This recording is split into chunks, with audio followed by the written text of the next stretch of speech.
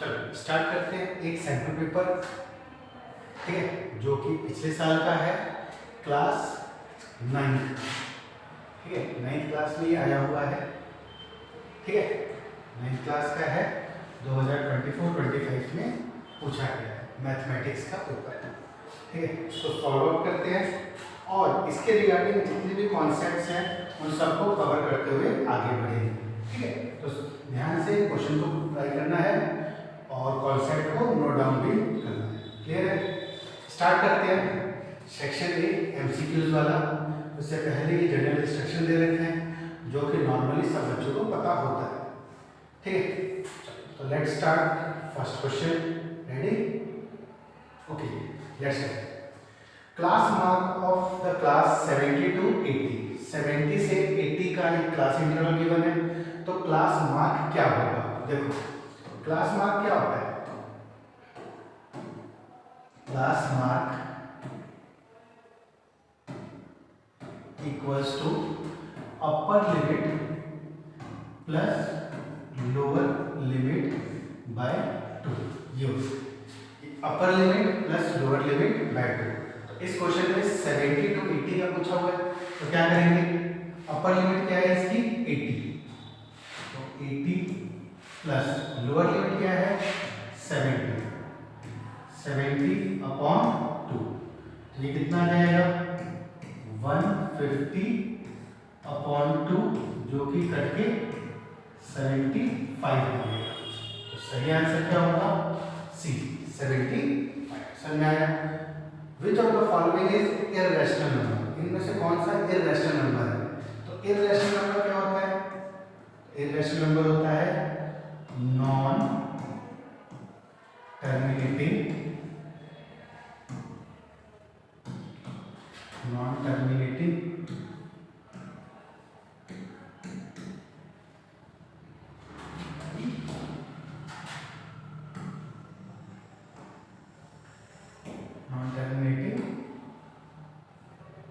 Non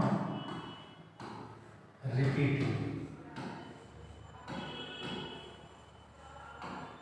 ठीक है। जो नॉन टर्मिनेटिंग नॉन रिपीटिंग हो,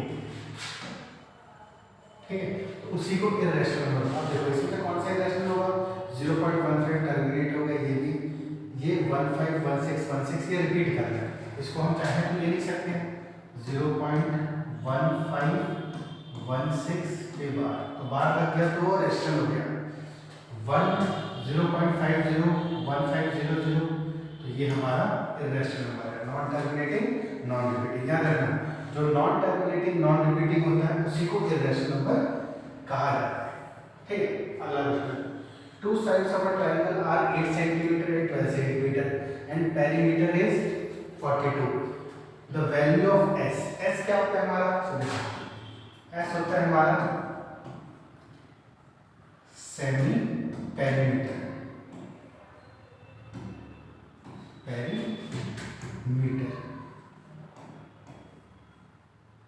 ठीक है। एस क्या होता है सेमी पेरीमीटर, तो सेमी पेरीमीटर क्या है, पेरीमीटर का आधा, तो पेरीमीटर क्या है, ये इसको 2 से डिवाइड कर दो, तो कितना आएगा 21, यानी A option is the right answer.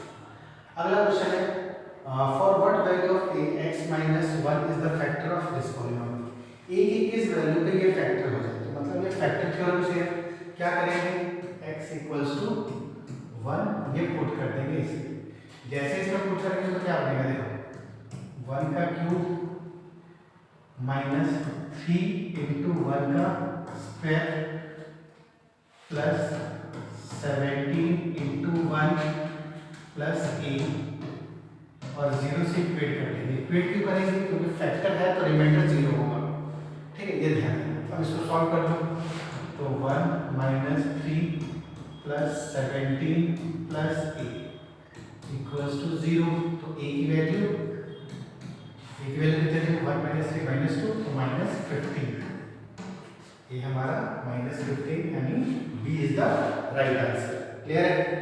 अगला, the coefficient of x square in this one, x square का कोफिशिएंट क्या है, कोफिशिएंट क्या होता है, तो उसके साथ लगा होता है, तो कोफिशिएंट क्या होगा -3, ठीक है। इसी तरीके से अगर इसमें पूछता है डिग्री, तो डिग्री क्या होती है, हाईएस्ट पावर, जो कि 2 होता है।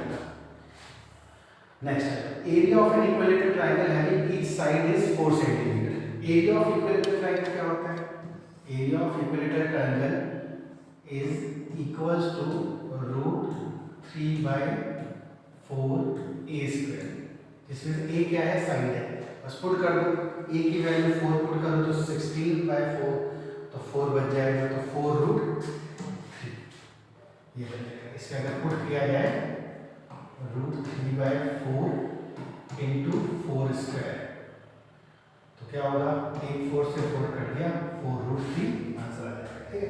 और point whose abscissa coordinates are 2 and -5 इस लाइज इन विच क्वाड्रेंट, तो कौन से क्वाड्रेंट में ये लाई करेगा। देखो, तो क्वाड्रेंट में लाई करने के लिए होता है, यहाँ पे दोनों प्लस होते हैं, यहाँ पे ये माइनस और ये प्लस, यहाँ पे दोनों माइनस और यहाँ पे प्लस, ये माइनस। अब एब्सिसा क्या होता है, एब्सिसा होता है हमारा एक्स एक्सिस, एक्स एक्सिस, और कोऑर्डिनेट क्या होता है, ये होता है वाई एक्सिस। ठीक है। अब देखो, एब्सिसा पॉजिटिव, कोऑर्डिनेट नेगेटिव, यानी एक्स पॉजिटिव वाई नेगेटिव, कौन सा कोऑर्डिनेट होगा, 4th कोऑर्डिनेट। ठीक, समझ में आया। चलो next question, a trinomial can have at most dash term, कितने टर्म्स हो सकते हैं ट्रायनोमियल में, ज़्यादा ज़्यादा 3 टर्म्स होंगी। ठीक है। Which of the following is the solution of this equation, इनमें से कौन सा इसका सॉल्यूशन है। तो देखो, ये है x की वैल्यू, ये है y की वैल्यू, हर एक में, ये पहला x है, दूसरा y है। ठीक है, पुट करके देखते हैं, x की वैल्यू 3 और y की वैल्यू 13 पुट करो, तो 2 इंटू -3 प्लस y यानी 13, यहाँ पे ब्रैकेट, तो कितना आएगा, 0 आएगा, क्या ये सॉरी 7 आएगा, देख लो, तो क्या -6 प्लस 13, तो 7 = 7, मतलब ये पॉइंट तो है। ठीक है। तो इसको चेक कर लेते हैं, 5 और -3 पे, इसी को 5 पे चेक करेंगे, इसको यहाँ पे देखो, तो यहाँ पे 5 पुट करते हैं, 2 इंटू 5 -3, तो कितना आएगा, 10 -3, वो भी 7 ही होता है, तो मतलब दोनों सही है, दोनों सही है, तो option C, both A and B. ठीक है। नेक्स्ट बढ़ते हैं, व्हेन सिंप्लीफाइड -3 क्या होगा, ये क्या होगा, -3 है, तो इसको क्या कर सकते हैं, 1/-3 ये पॉजिटिव हो गया, माइनस होता है तो ओवर और नेगेटिव आ ही जाएगा, तो -21/27, तो -1/27 B is the right answer. The sum of rational and irrational number, देखो रैशनल नंबर और इर्रेशनल नंबर, इन दोनों का सम क्या होगा, तो हमेशा इर्रेशनल होगा। एग्जाम्पल चाहो, एग्जाम्पल ऐसे ले लो कि एक नंबर मान लो 2 है और एक नंबर √2 है, तो ये क्या पढ़ा जाएगा, ये एक इर्रेशनल नंबर हो गया।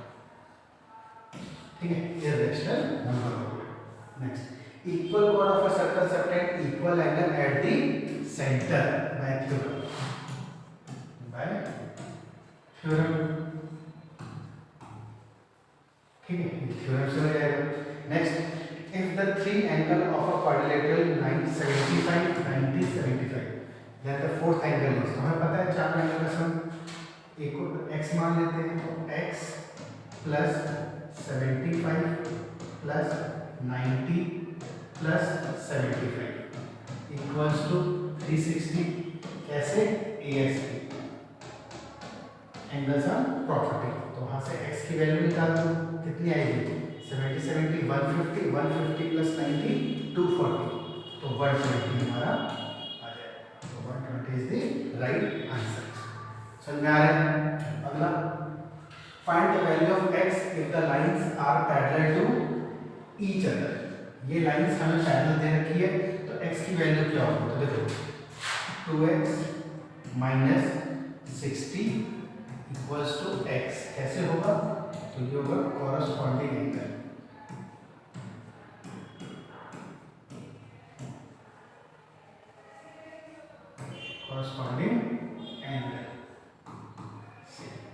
ठीक है, तो इक्वेट कर दो 2x minus 60 equals to x, तो इस x को इधर लेकर आते हैं 60 को उधर, तो 2x minus x equals to 60, तो x equals to 60 degree, x कितना हो जाएगा 60 डिग्री, यानी ये is the right answer. Next, total surface area of hemisphere with diameter 42 is TSA of hemisphere, TSA of hemisphere मतलब ये क्या होगा, TSA of hemisphere होता है 3 पाई r स्क्वायर, पुट कर दो 3 पाई की वैल्यू 22/7 लेके चलेंगे इंटू r, 42 का आधा 21 इंटू 21, ये कट गया 7 3 जा 21, 3 3 जा 9 इंटू 21 इंटू 22, ये कर लेंगे तो 63,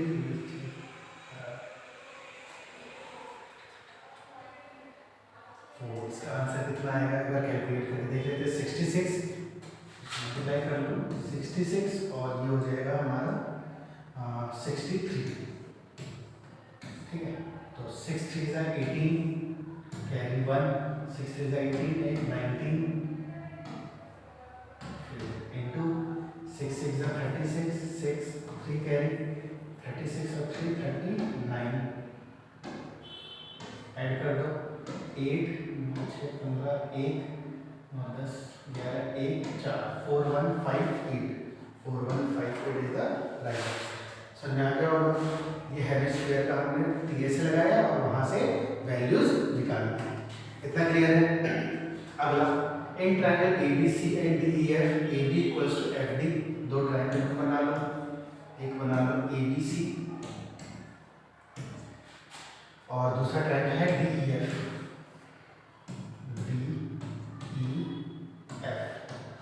ठीक है। अब एंड AB जो है FD के इक्वल, AB जो है वो FD के बराबर है, एंगल B एंगल D के इक्वल है, एंगल B एंगल D के बराबर है, और A जो है वो F के बराबर है, A जो है वो F के बराबर है। देखो कौन सा क्राइटेरिया लगेगा कॉन्ग्रुएंट के लिए, ASA, दो एंगल के बीच में एक साइड है, तो ASA option is the right answer, clear है। Next, total surface area of right circle cone with base diameter towards slant height L is equal to, अब total surface area of cone, तो cone का surface total surface area क्या होता है cone का, तो ये equal to होता है हमारा पाई r l plus pi r square, ठीक है। ध्यान दो, अगर इसमें देखा जाए, जैसे मान लो ये cone है, तो इसका ये पार्ट और सर्कुलर वाला, ये तीनों को मिला के TSA कहा जाता है। तो इसमें पुट कर दो पाई r कितना है हमारा, डायमीटर 2 है तो रेडियस r ही होगा, स्लैंट हेड l होगा, तो 2 pi r l square pi r l, मतलब डायरेक्ट फॉर्मूला में जाएगा। Next, if the volume of the sphere is numerically equal to the surface area, volume of sphere क्या होता है 4/3 pi r cube, अगर numerically equal है किसके, volume of sphere numerically equal to the surface area, surface area होता है 4 पाई r square, ठीक है। ये है हमारा वॉल्यूम और ये है हमारा सरफेस एरिया, दोनों न्यूमेरिकली इक्वल है, तो इसको सॉल्व करते हैं, 4 से 4 कैंसिल आउट, पाई से पाई, r स्क्वायर से तो बचा r, तो r की वैल्यू कितनी आएगी 3 यूनिट आएगी, r कितना आएगा 3 यूनिट आएगा, ठीक है। चलो अगला क्वेश्चन एसेशन रीजन बेस्ड है, the curve surface area of cone इतना, डायमीटर इतना 14 centimetre and the slant height will be 10, तो स्लैंट हाइट कितना हो जाएगा 10 हो जाएगा। इसके लिए क्या दिया है, curve surface area of cone, तो देखो कर्व सरफेस एरिया ये गलत है, ये नहीं होगा, curve surface area of cone क्या होता है CSA ऑफ कोन क्या होगा पाई r l, ये होगा, और यहाँ से कैलकुलेट करो तो देखो यहाँ पे CSA पाई r l 220 दे दिया, पाई r रेडियस हमें दे रखा है 7, l हमें निकालनी है, ठीक है। स्मार्ट हाइट ही पूछा होगा तो इसको डिवाइड कर दो, इसको 22/7 अगर लिख देंगे तो 7 से 7 कट गया, 22 से कटेगा 10 आ जाएगा, जो कि सही है। तो assertion true, reason false, C option number है इसका। ठीक है, अगला क्वेश्चन, a + b 10 है तो a + b + c 10 + c, simple सी बात है, ये वाला फैक्टर दोनों साइड ऐड है तो ये सही ऑप्शन है। दूसरा, if equal are added to equal the whole are equal, बिल्कुल सही है, और रीजन assertion के अकॉर्डिंग ही है तो ए ऑप्शन बन जाएगा। इतना समझ में आ गया होगा सबको। चलो नेक्स्ट सेक्शन बी पे आते हैं। If a point C lies between 2 point A and B, अगर सी जो है एक लाइन के इन बिटवीन कहीं आ रहा है, ये मान लो ए है, ये बी है और ये इन बिटवीन कहीं सी है, तो प्रूव करो कि AC जो है वो हाफ ऑफ AB होगा। Then prove that AC is half of AB। Explain by drawing the figure. तो ये फिगर बन गया, if C point lies between 2 point A and B और AC AB के बराबर है, ये हमें गिवन है। AC जो है वो BC के बराबर है, ये गिवन है। ठीक है, तो अगर ये गिवन है और हमें ये प्रूव करना है तो प्रूफ में पहले गिवन आएगा तो प्रूफ, फिर प्रूफ। देखो प्रूफ कैसे करेंगे हम, प्रूफ में देखो अब ए बी सी के इक्वल है तो ऐसे लिख देंगे A C equals to B C by given, तो adding A C both side,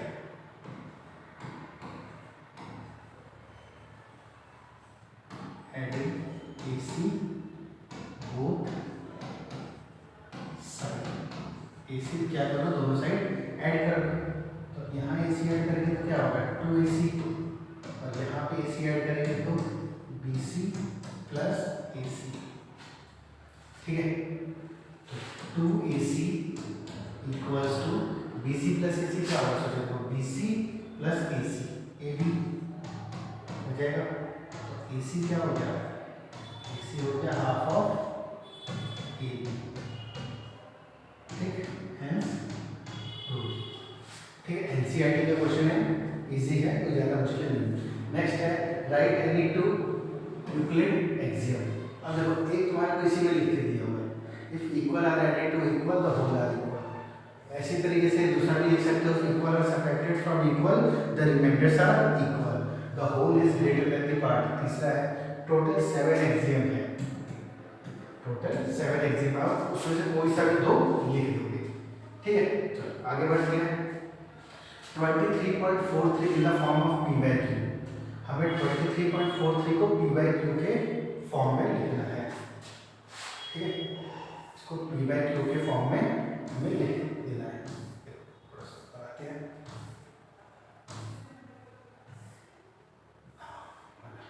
23.23 को इसको, तो क्या करेंगे, सबसे पहले इसको लेट कर लो, सबसे पहले क्या करेंगे लेट कर लेंगे, let x equals to let x equals to 23.4343। ठीक है, अब जितनी डिजिट के बाद उससे मल्टीप्लाई कर दो, तो इसको 100 से करेंगे, ये क्या हो जाएगा 100x इक्वल्स टू 2343.4343। ठीक है, उसके बाद माइनस कर दो, इधर माइनस करेंगे तो क्या आ जाएगा 99x स्क्वायर, 99x ये आ जाएगा। ठीक है, 99x आ जाएगा। अब 99x किसके बराबर होगा, 99x इक्वल्स टू किसके बराबर हो जाएगा, इसमें से इसको माइनस कर दो तो 243 में 23 गया, 2320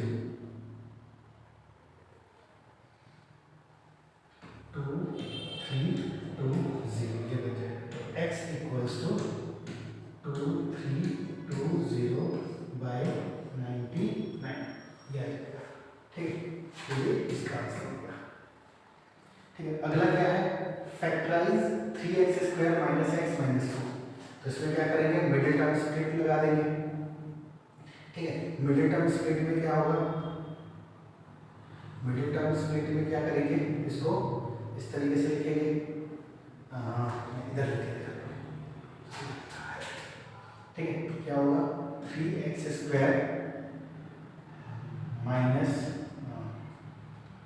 4x प्लस 3x - 4। ठीक है, ये इस पार्ट का है। ठीक है, ये 100 है। ठीक है, तो इसको जब करेंगे मिडिल टर्म में तो ये क्या आ जाएगा,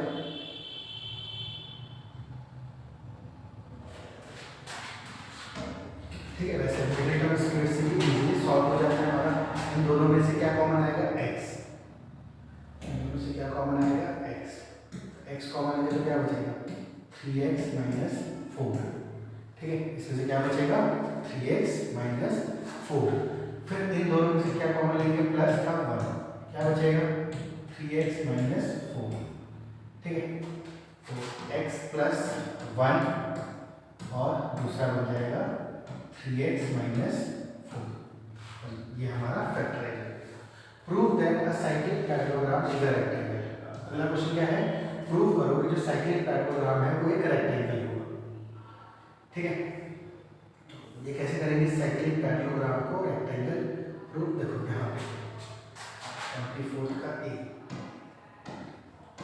एक साइक्लिक पैरेललोग्राम को रेक्टेंगल कैसे प्रूव करेंगे। साइक्लिक पैरेललोग्राम क्या होता है, जो सर्कल के अंदर एक इस टाइप से बना हो। ठीक है, तो मान लो ये पैरेललोग्राम है ए बी सी डी।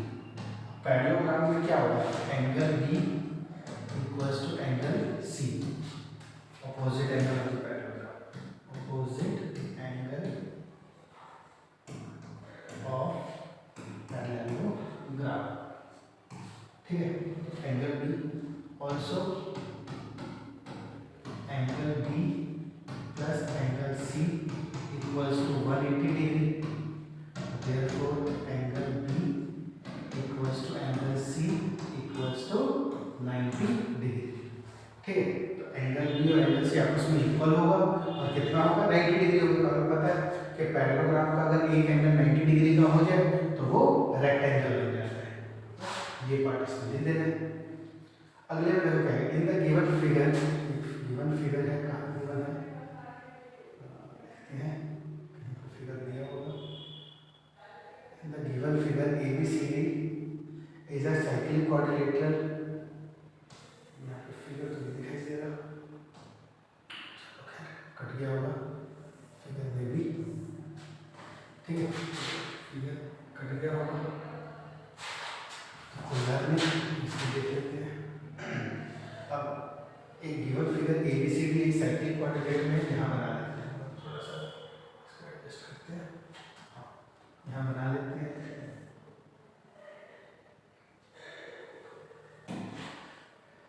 यहाँ पे सर्कल बना लो, ABCD साइक्लिक का मतलब क्या है, वो सर्कल के अंदर है।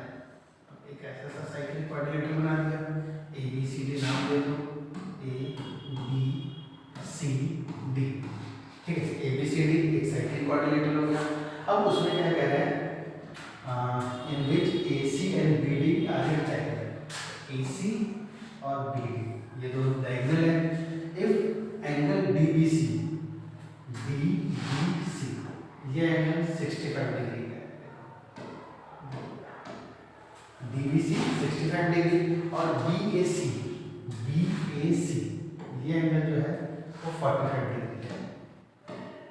ठीक है, तो हमें निकालना है BCD मतलब ये पूरा एंगल निकालो। देखो सिंपल सी बात है, ये 45 है तो ये भी 45 होगा, angle of the same chord और सेगमेंट 45 65, तो ये एंगल क्या होगा, 65 plus 45 plus angle C equals to 180 degree. ठीक है, तो angle C equals to 180 minus में इसको कर दो 110 डिग्री माइनस करोगे 70 30 डिग्री आंसर आ जाएगा। ठीक है, तो इस तरीके से ये हम ये वाला क्वेश्चन कंप्लीट कर लेंगे। अगला, check whether the point this lies on the equation और नॉट। हमें चेक करके बताना है कि ये पॉइंट इस इक्वेशन पे लाई कर रहा है या नहीं करता। देखो तो क्या है, ये x की वैल्यू है, ये y की वैल्यू, बस पुट कर दो इसको। ठीक है, x की वैल्यू और y की वैल्यू को हमें क्या करना है, जस्ट पुट कर देना है। पुट करके देखो यहाँ पे, तो 2 प्लस 3 टाइम्स ऑफ -1 प्लस 1।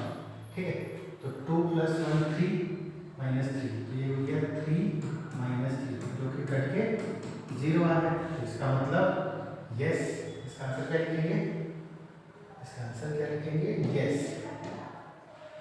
ठीक है, मतलब यस चेक करना था तो यस। ठीक है, ये लाइन कर दें। आगे आ जाओ सेक्शन सी। सेक्शन सी में देखो एक फिगर दिया हुआ है, ABCD is a quadrilateral in which AD equals to BC। AD BC के बराबर दिया हुआ है और एंगल DAB, ये और ये एंगल B पर प्रूव करो ABD और BAC कॉन्ग्रुएंट है। ये कॉन्ग्रुएंट है, तो क्या करेंगे इसमें, पहले ये लिख देंगे, इन ट्रायंगल क्या करना है, ABD and triangle BAC and triangle BAC, इसको क्या करना है, हमें कॉन्ग्रुएंट करना है।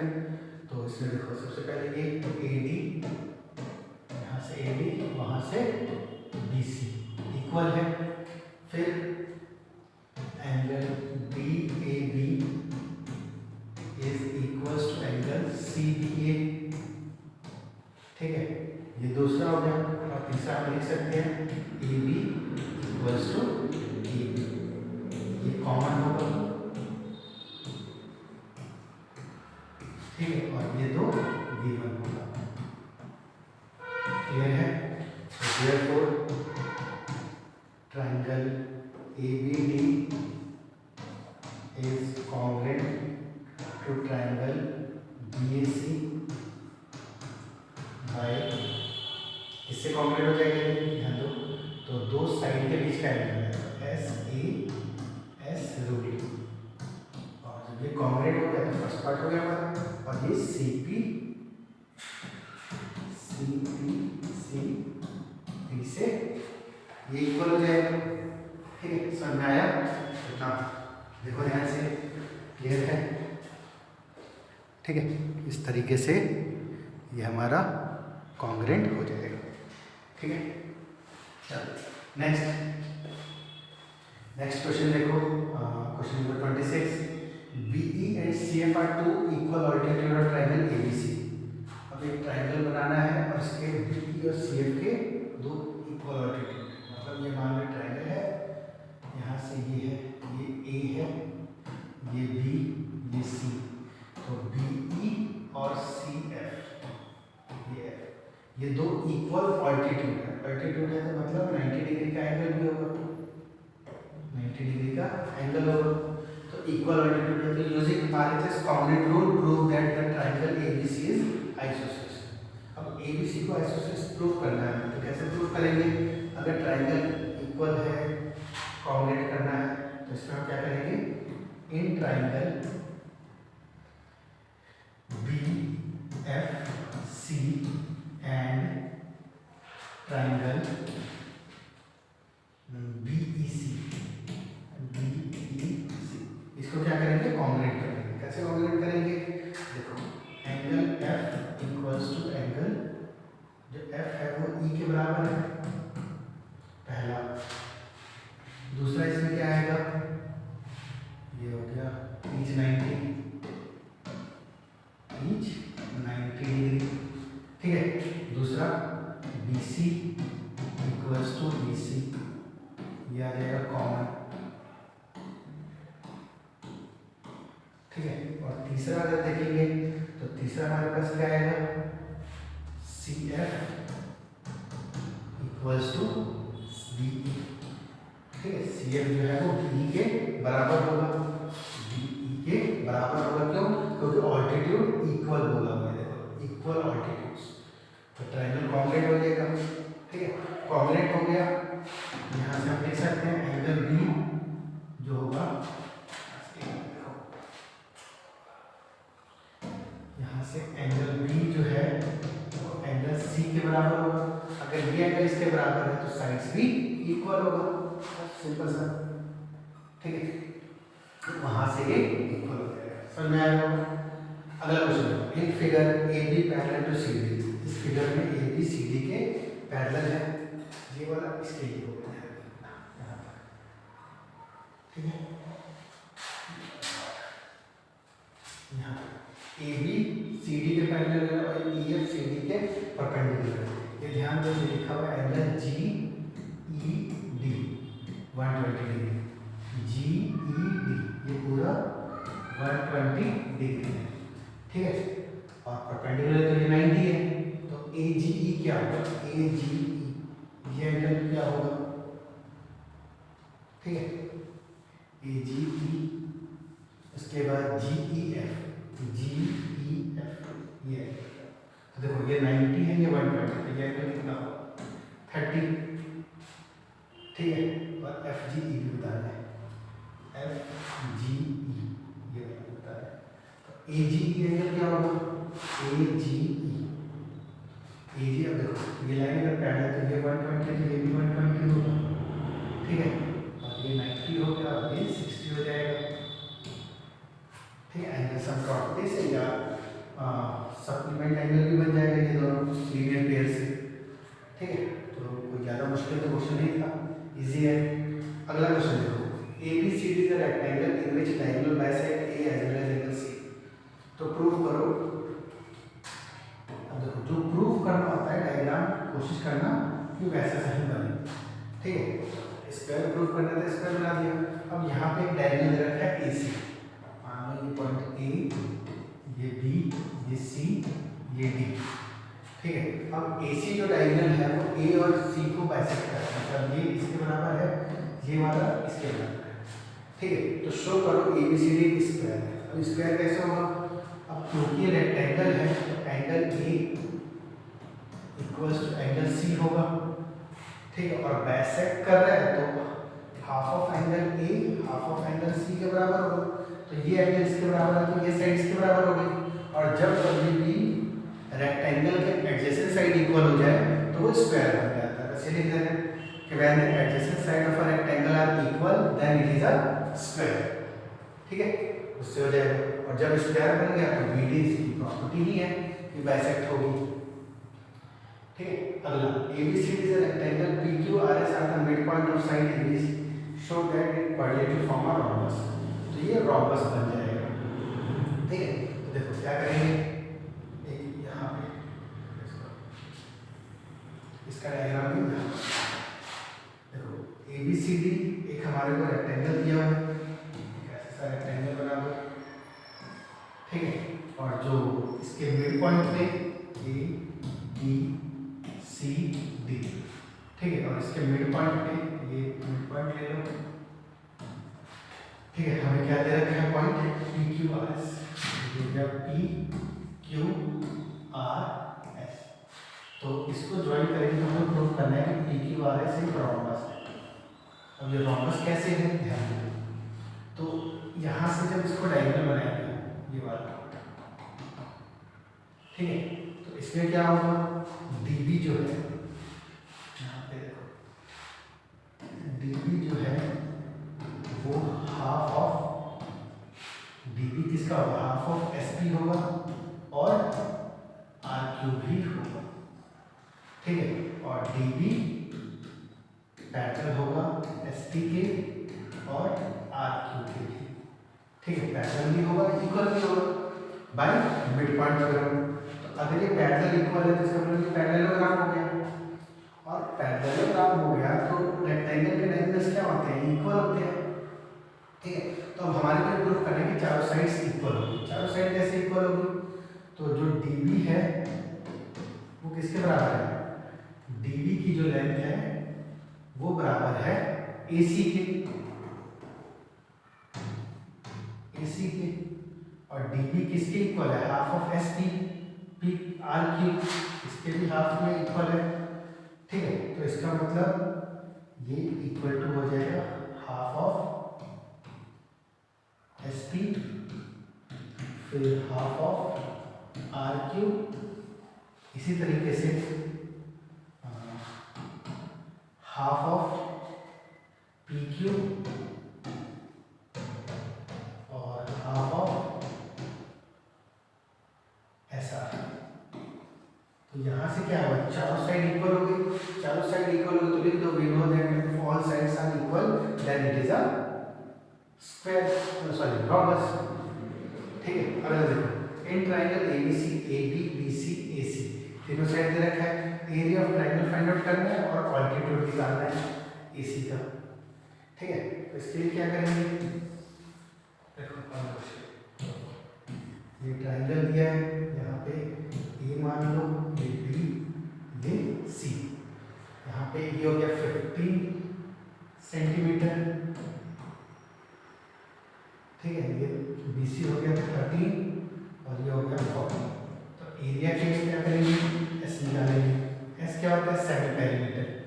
तो 15 प्लस 14 प्लस 13 बाय 2 कितना आ जाएगा, इसको ऐड कर दो तो 42 बाई 2, 42 बाई 2 कट के 21 आ जाएगा। तो एरिया क्या होगा, root S, S minus A, S minus B, S minus C, ठीक है। ये होता है, इसमें पुट कर दो, जब पुट करेंगे तो क्या मिलेगा हमें, पुट करेंगे तो क्या मिलेगा 21, फिर 21 माइनस ए कितना है 15, 6, फिर 21 इंटू 13 माइनस 13 कितना मिल जाएगा 8, और 21 माइनस 14 7, तो कितना आ जाएगा, देखो इसको 7 इंटू 3 इंटू 2 इंटू 2, 7 से 21, 21 4 से 84 आ गया। अब इस 84 को क्या करो, इसके लिए देखो 84 को हाफ बेस इंटू हाइट से कर दो, तो 84 equals to half into base. तो अगर एसी ऑल्टीट्यूड निकालना है, एसी के ऊपर ऑल्टीट्यूड जाएगा तो यहाँ से जाएगा, तो बेस क्या होगा, एसी कितना है 14 इंटू ऑल्टीट्यूड, ऑल्टीट्यूड को मान लो ये है डी पॉट, तो ये हो गया बी डी, ठीक है। तो ये हो गया 7 से ये कट जाएगा, कितना आएगा 12। इसका आंसर कितना आया, इसी की कितनी आएगी 12 सेंटीमीटर, ठीक है। ये मिल जाएगा। 30th क्वेश्चन देखो, in which quadrant does this point lie, कौन से में लाई करेगा, तो हमने बताया था दोनों नेगेटिव है, तो third quadrant, x positive y negative fourth quadrant, अगर x negative y positive second quadrant, ठीक है। Right any 3 solution of this, इसमें क्या करना है, सॉल्यूशन लिखना है। तो सॉल्यूशन लिखने के लिए क्या दिया हुआ है, x plus 2y equals to 6। तो सॉल्यूशन के लिए क्या करेंगे, x की वैल्यू एक बार 1 पुट कर दो, y की वैल्यू निकालो, क्या आएगा, तो यहाँ पे 1 डाल देंगे, x की वैल्यू पुट करके एक बार 1 निकाल देंगे, ठीक है। पुट कर दो 1, तो क्या आएगा 1 प्लस 2y इक्वल्स टू 6, तो y इक्वल्स टू 1 या 5, तो 5/2 ये y की वैल्यू हो जाएगी, ठीक है। तो एक ये हो गया। दूसरा सॉल्यूशन क्या होगा, x की वैल्यू 2 पुट कर दो, तो 2 प्लस 2y इक्वल्स टू 6, तो 2y इक्वल्स टू 4, तो y इक्वल्स टू 2, ठीक है। ऐसे ही एक और पुट कर दो x3, इसी तरीके से एक बार x3 पुट कर दो, तो 3 प्लस 2y इक्वल्स टू 6, तो 2y इक्वल्स टू 3, तो y इक्वल्स टू 3/2, ये ठीक है। इस तरीके से ये हमारी वैल्यूज क्लियर है ना। फैक्टराइज ना, section D part. D part में क्या है, फैक्टराइज दिस वन। तो कैसे फैक्टराइज करेंगे, हिट एंड ड्राइव। एक बार x की वैल्यू 1 पुट करेंगे, फिर -1, फिर इसी तरीके से +-2 जब तक एक 0 ना आ जाए। जब 0 आ जाएगा तो इसका हम क्या करेंगे, फैक्टर निकाल देंगे बाय डिवीजन मेथड। ठीक है, करवाया हुआ है, ट्राई जरूर करना है। In a city, the weekly observation of this one without constructing a histogram draw the frequency polygon. Frequency polygon आप लोगों को पता ही होगा, क्या करेंगे, इस तरीके से बनाते हैं। उससे पहले क्या होगा, एक बीच में क्लास मार्क बनेगा। ठीक है, क्लास मार्क कैसे बनेगा, इनको ऐड करके 2 से डिवाइड। जैसे पहले का कितना आएगा 145, फिर 155, फिर 165, फिर 175, फिर 185, फिर 195, इस तरीके से क्लास मार्क बनेगा। अब वही क्लास मार्क यहाँ पे यूज कर लेंगे, हम किंक लगा देंगे बीच में, 0 से स्टार्ट नहीं हो रहे।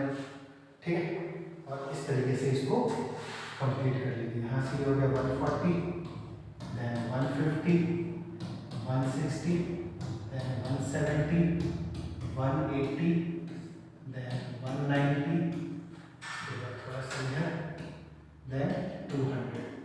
फिर इसके बीच बीच में पॉइंट लगाते जाएंगे इस तरीके से 5, 10, 20, 9, 8, इस तरीके से ज्वाइन करके कंप्लीट करेंगे। क्लियर है हिस्टोग्राम वाला। चलो बाकी अगले वीडियो में करेंगे। ठीक है, ओके। आई होप इतना समझ में आया होगा, और इसका नेक्स्ट पार्ट अभी मैं बना ही दूंगा, आप देखना ज़रूर। Okay, bye.